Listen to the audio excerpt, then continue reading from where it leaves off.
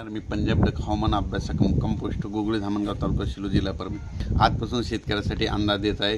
राज्यामध्ये 30 डिसेंबर दरम्यान राज्यामध्ये हवामान कोरडं राहणार आहे, तीव्र थंडीची लाट येणार आहे म्हणून हा अंदाज लक्षात घ्यायचा। आता राज्यात उत्तरेकडून वारे वाहत असल्यामुळे राज्यामध्ये दिवसासुद्धा थंडी वाजायला सुरुवात होईल, म्हणजे दिवसात तुम्हाला स्वेटर घालावं लागतील अशी थंडी येणार आहे, म्हणजे 10 दिवस अशी थंडीची लाट राहणार आहे पुन्हा हा अंदाज लक्षात घ्यायचा।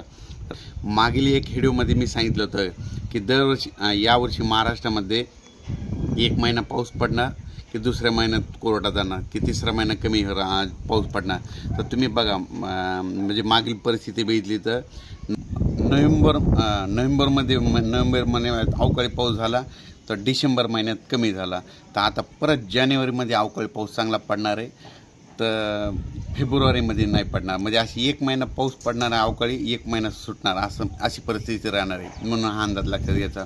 पण राज्यामध्ये आता जवळपास 10 दिवस 30 डिसेंबरपर्यंत हवामान कोरडं राहणार आहे, थंडीची तीव्र लाट येणार आहे, वारे सुटणार आहेत आणि वारे सुटल्यामुळं दिवसभर तुम्हाला थंडी जाणवणार आहे, दिवसा स्वेटर घालावं लागतील अशी थंडी जाणवणार आहे म्हणून हा अंदाज लक्षात घ्यायचा।